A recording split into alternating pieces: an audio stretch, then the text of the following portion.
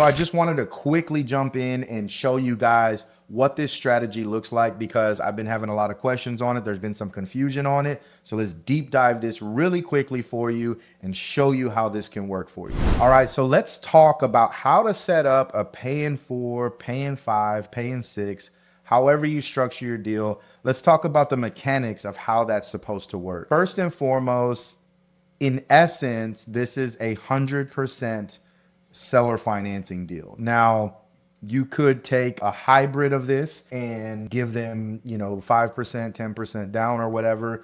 And then the rest of it is on the pay in 4, pay in 5 method. But the way we kind of would like for you to set it up, what's more favorable for a buyer is that you don't pay anything out of pocket up front, right? So let's take the instance of a $500,000 firm, and this firm with the revenue of $500,000, you're talking to them and you're saying, hey, look, how can we make this work? So remember, the pay in 5 method is going to be, I will pay you X% of, and this is a key word here, collected billings over the next 5 years.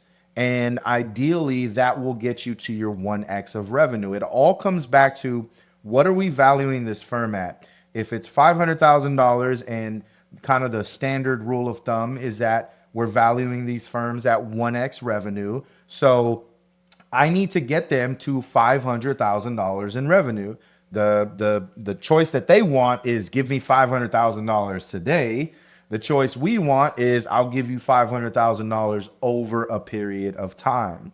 So again, 5 years, we take the $500,000. That means we got to pay them 20% in year 1, year 2, 20%, year 3, and so on and so forth. Theoretically, ideally, that will get them to $500,000 in 5 years. Now, why would they agree to this? Why do you want this? Let's start off with why it's a win for you as the buyer. It's a win for you as the buyer because now you don't have to worry about, I got this fixed, I call it fixed debt service with, let's say, the SBA. And even if all the clients drop off, I'm still responsible for the debt service to the SBA.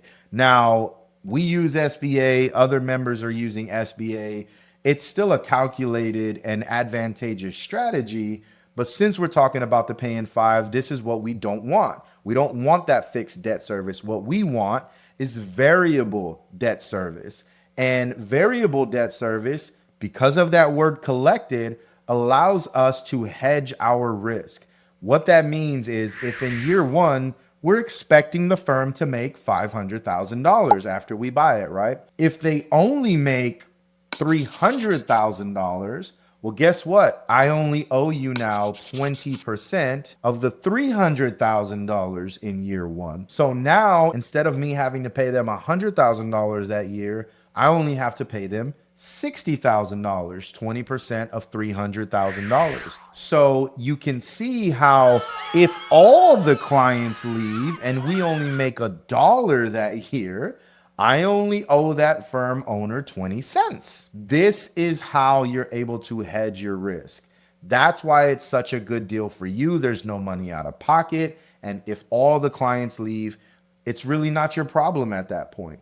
Now, why in the world would a seller agree to this? Well, I do want to preface all of this by saying, if you're going to be offering a pay in 5 or a pay in 4, pay in 6, whatever you're doing, you need to make sure that you're building rapport with that firm owner, because if there is no rapport, they are not doing this deal with you. So I'll be honest, if you have a broker involved in your deal, it's going to be much more challenging for you to get a pay in 5 done, because that broker is going to be in that seller's head. No, take 90% cash and then only owner finance 10%.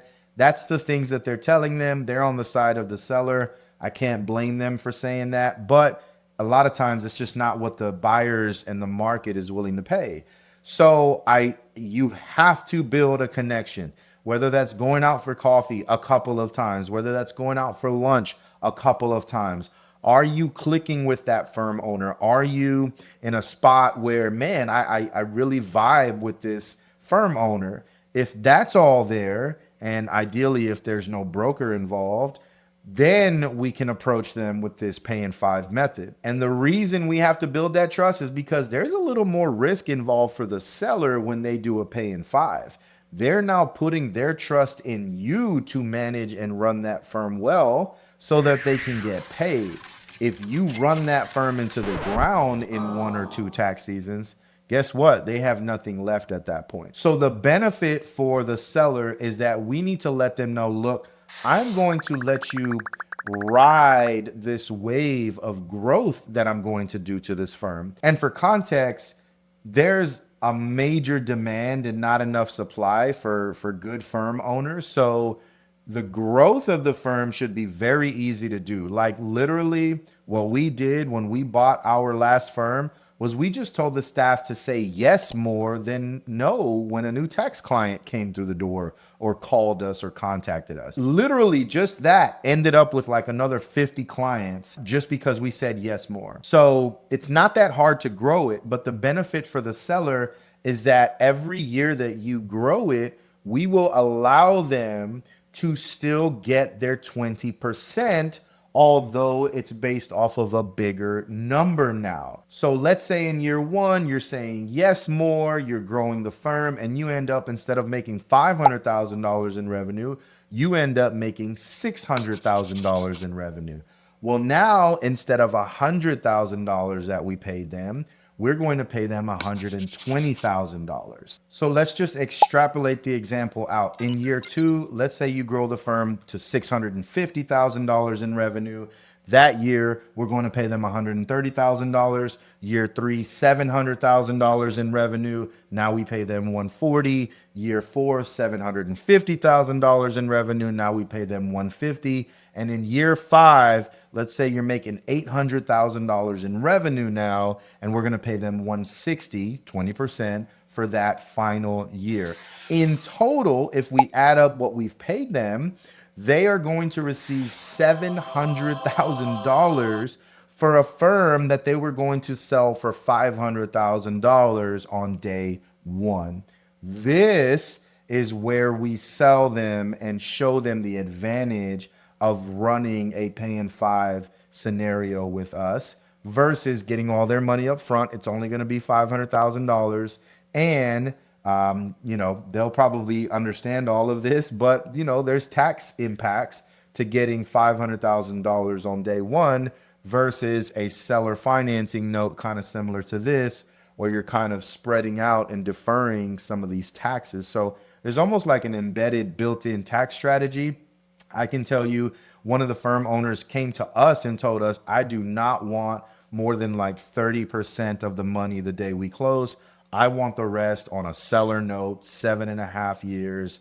I want to just stretch this out and get more mailbox money, right? So they understand the tax benefits of doing something like this, but it all comes back to that rapport. So you can see how there's that win-win because the seller's going to get more money overall. You're going to get a great deal, not have to involve the SBA. So I hope this little video helps kind of show you what that pay in 5 is, how you kind of structure it, the benefits, the pros and the cons, all those different things. If you can lock up one of these deals, I've done a couple of these. It's awesome. There's not a lot of risk. It's truly a win-win for both parties if that seller understands the benefits of it as well. But if you don't build that trust, they will not do this deal with you with this type of structure. So focus on building that rapport, that trust, all of those things, and you'll be just fine. And by the way, if you're interested in learning more about how to acquire a firm, I have a full community of people. I'm here to be your buy-side advisor. I'm going to make sure that you don't lose the shirt off your back in a deal. I've lost $10,000 in a deal before that went sideways. I'm here to make sure you don't have to incur costs like that. I'm also here to make sure that you set up your deal correctly. What's our worst nightmare? All the clients leave the day after we buy the firm. I have created safeguards that we put into our process that other members are using literally as we speak right now. I can show you Nick here, who literally just got his commitment letter. He's super stoked. about this deal that he's buying over in California. We are putting these safeguards in place to make sure that that seller sticks around, to make sure the clients stick around, and to make sure that you don't lose the shirt off of your back when you're doing these deals. If you're interested, there's a link in the description below. Book a call with me. Let's talk a little bit more, and I'll see you later. And remember, it's a cruel world, but we're better together. We'll see you later. Butterfly in the sky, I can go twice as high. Take a look, it's in a book.